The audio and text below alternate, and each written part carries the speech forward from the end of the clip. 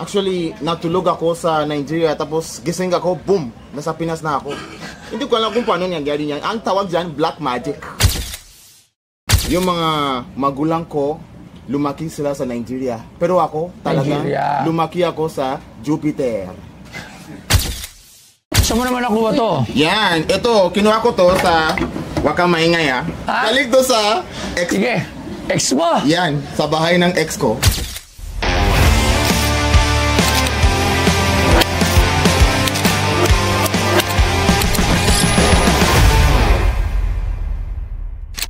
Puta, import. Sino? Ako ay import. Si Blackjack ba siya? Parang may uwa ko ah. Si Blackjack. Ako ay sa model. Oh, ano yan? Ano yung dala mo? Ano, kumusta? Ito. Tayo muna, pakilala ka muna. Yan. Ako nga si Zombie. Akala ko si Blackjack. Blackjack, oh, matay na yun. Oy. Buhay pa si Blackjack! Patay na si Blackjack. Patay na ba? Okay, hindi ako updated. Pero kilala mo si Blackjack? Siyempre, kilala ko siya. Anong pagkakakilala mo kay Blackjack? Anong kanta ang alam mo na kanta ni Blackjack? Yung kanta na, yung para ano siya? Oo. Parang, anong tawag dyan? Anong kanta ni Blackjack na alam mo? Sige. Ako ay sa model. Kanta mo ni Blackjack yun? Oo! Kanya natin ang konting ano? Doon Ako sa- ay sa model. Yan. Doon sa Ermita. Diba? Kung ba sa'yo yun? ay geng-geng, diba? Yung sa'yo Geng-geng, geng-geng. Yung ganyan. sa akin, ganito. Bigyan mo ka ng isa dyan. Ganito mo lang. Ganito. Yarn. Hoy! Sige, go. Bastoyo. Zombie! Taga saan nga? Matanong ko lang. Ako. Basa ako? Ha? Basa ako or saan? Anong bansa ko? Bansa? Oo. Bansa ako? Saan ka talaga? Anong bansa mo galing? Sorry, hindi ko kasi alam eh. Yeah, ikukwento ko sa inyo. Yung mga magulang ko, lumaki sila sa Nigeria. Pero ako, talagang lumaki ako sa Jupiter. Yan. Nigeria ka. Yan. Nigeria. Ilan taon na ngayon si Zumba?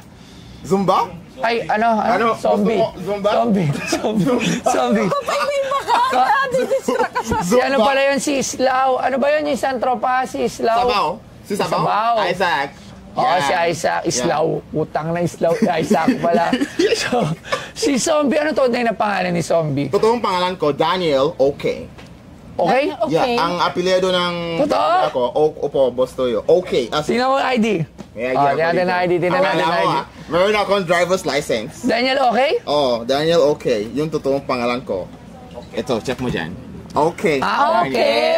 Totoo. Pero meron akong Daniel mahaba na Okay. African name. Mahaba. Ano? Ito. Basahin mo. Oluwadimolola. Hindi. Ano? Demonyo? Oluwademonyo? Hindi. Oluwadimalola. Oluwadimalola. Oluwadamilola. Oluwadamimolola. Marami ka lola. Ganon. Pero sa bansa ko, ang ibig sabihin nun, God gave me wealth. Oh, God give me you. Wealth. God give me wealth. Yeah, ganon. Yan ang ibig sabihin sa bansa ko. Gabi, Pero sa bata Tagalog pa yan, siya? ibig sabihin ang dami. Bata pa siya, 1998. Bata pa siya. Bata pa ako. 1998. So, ilang taon lang siya? 25? 25 pa lang. 25. Yun. 25 pa lang.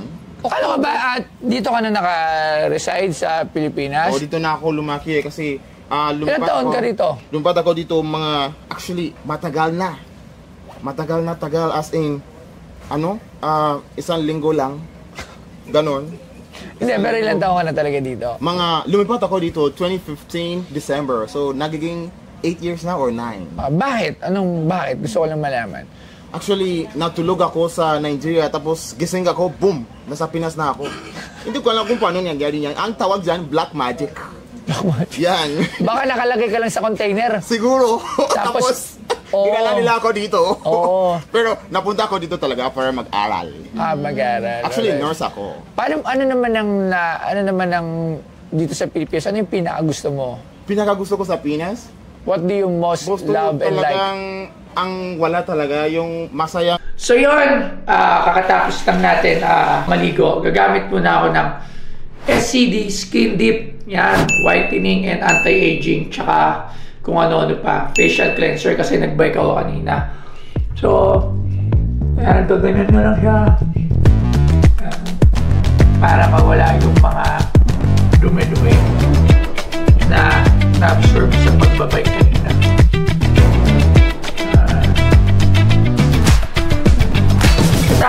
i-scrub ng ganyan. Napakadali lang. I-wash nyo na.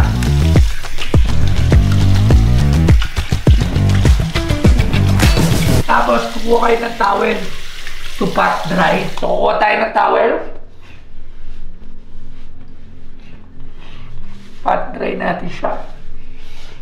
Tapos, syempre, dahil lalabas na naman ako, kahit nasa sasakyan or kahit ano, hindi naman tayo magbabike, syempre, kailangan pa rin natin ng sunblock mula sa SCD yan. Itong sunblock na to napaka-light gamitin. Lagay ka lang ng konti. Yan. Tapos, igaganyan mo lang siya.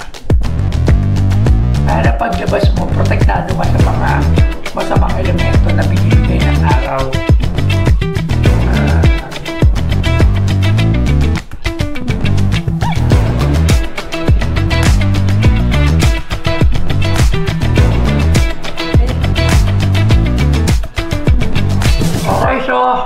Tapos na ako mag-sunblock at ready to go na ako para sa araw na to. Maraming salamat. So sa mga nagtatanong, punta lang kayo sa SCD main page.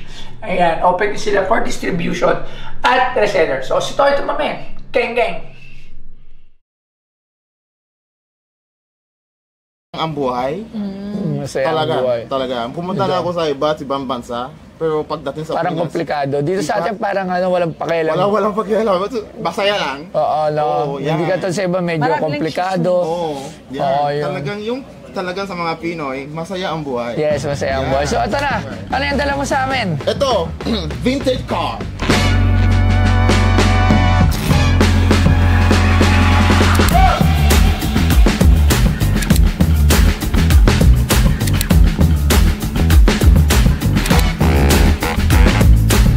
Nagsimula ang kasaysayan ng pedal cars noong 1890s na binesis sa mga totoong sasakyan noong panahong iyon.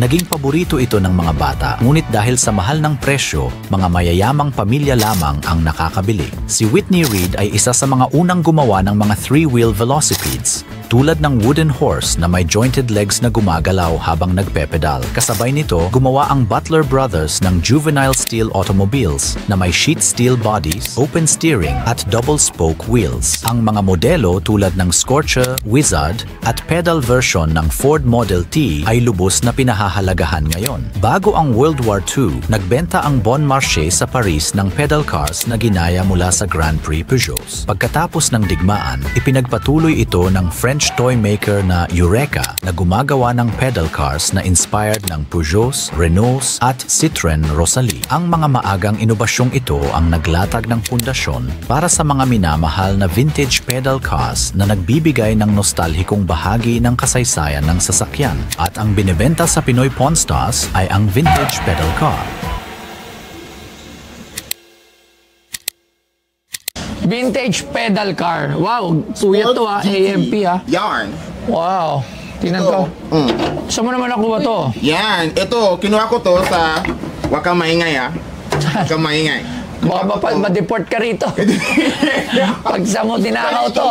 Ha? Galing to sa ex... Sige. Ex mo. Yan, sa bahay ng ex ko. Wala nga. Yan. Ang nilalaroan niya pa. Magkano mo naman ito binibenta? Ito, Alam mo ba na yung ganitong mga pedal car ay isa sa mga marami nagko-collect. This is something na marami nagko-collect ng mga Pinoy kasi nakalakihan to. Magkano mo binibenta? ito actually, pansinin mo yan, anong tawag dyan? Kasya sa mga 10 tao. 10 tao. Sa 2, 3, 4, Maliliit 5. na tao. Yan. Kasya sa mga ganon.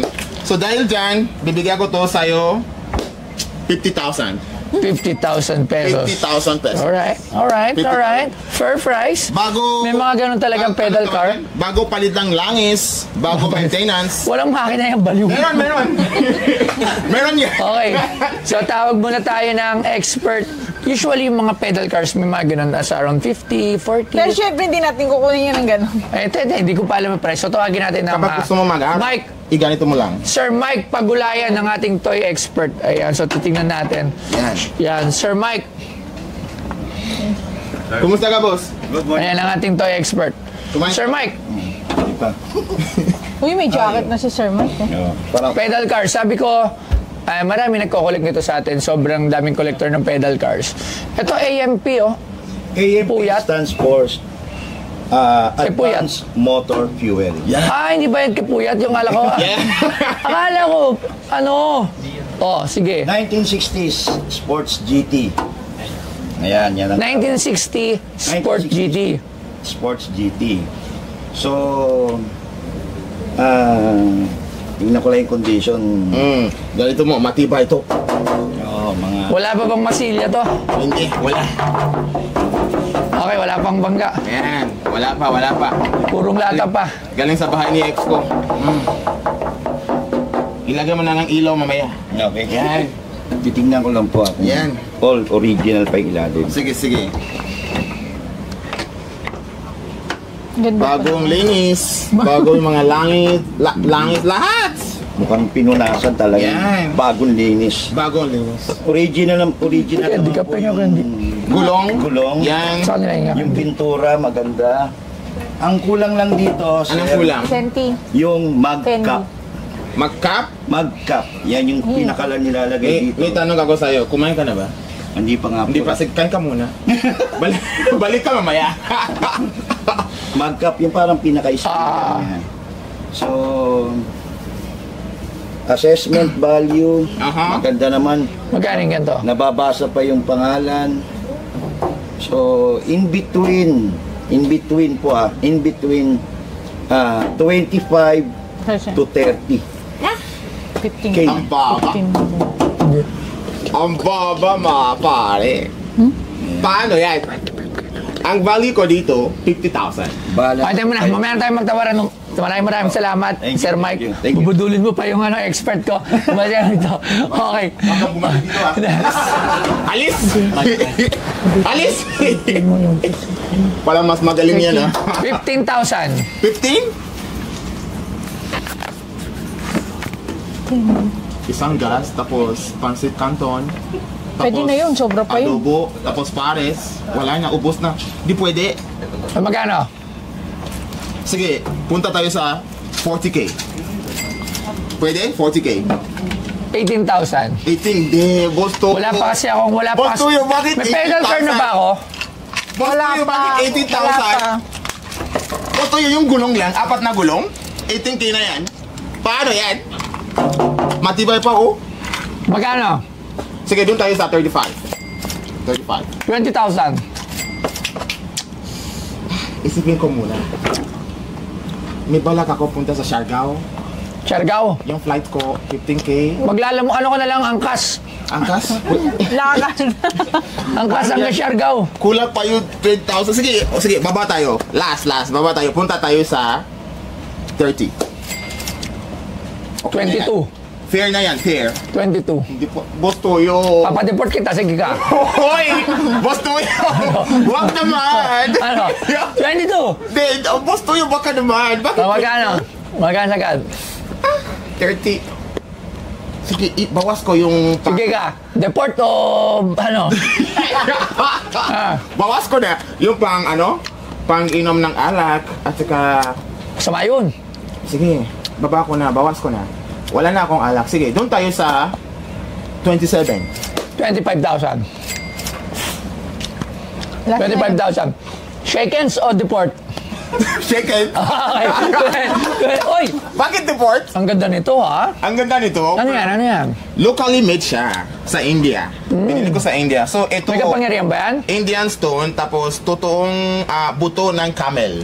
Oh. Camel bone, yeah. Wow. Magkano mo nabili? Wow! Mahal yan. Sakto? Mga magkano? Sakto. Mga magkano? Bumili ko to, sakto lang, Mga magkano nga? Sakto Sakto lang. lang. Magkano nga? mga $300. Ah, Magkano yun? mga nasa 16,000, 17,000. Yeah, mga ganun, yeah, sa India. Maraming salamat at natakot ka ma-deport kaya akin ito sa 25,000. Sige. Thank you very much. Thank you very much. Yeah. First ko to na magkaroon ako ng pedal car. This is my first Ka pedal naman car. sige, perma ka muna. Hindi, paano ko to? Nakarehistro ba to? Oh, pwede. Anong coding nito? Okay, walang plate number. Maraming salamat. Boss Zombie, ikaw, kaibigan to. Thank you sa pagpasyal dito.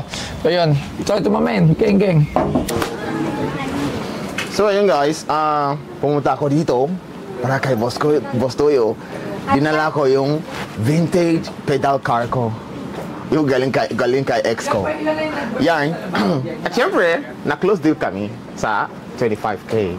Nakita mo yan? Maganda yan, masaya kasi, you know, nag-enjoy ako dito. At kasi Boss Toyo, napansin niya yung ano ko, yung galing kay India, yung camel bone, at saka yung Indian stone. Yeah, maganda to. Maganda pala to. Tapos siguro, sa susunod, idala ko si Boss Toyo sa Nigeria. Kasi na-feel ko, wala pa siya pumunta sa Nigeria eh. Ipapadala ko yan sa Africa, tapos ipapakain ko sa mga ulam namin sa Africa. Tapos ibibigyan ko siya ng lion. Alam mo yung mga lion? Yung mga pets namin sa Africa? Yan, itatabi yon si Boss Toyo. Okay? Ingat po kayo lagi. Sa mga bago dyan, sa mga new viewers natin, huwag po kayo makalimutan, mag-subscribe at saka mag-follow po kayo ni Boss Toyo, Pinoy Pornstar. Mga geng-geng, kung sa Boss Toyo ay geng-geng, yung para sa akin ay pak. Pak lang, itaas mo yung puwet mo tapos labas mo. Pak! Yarn!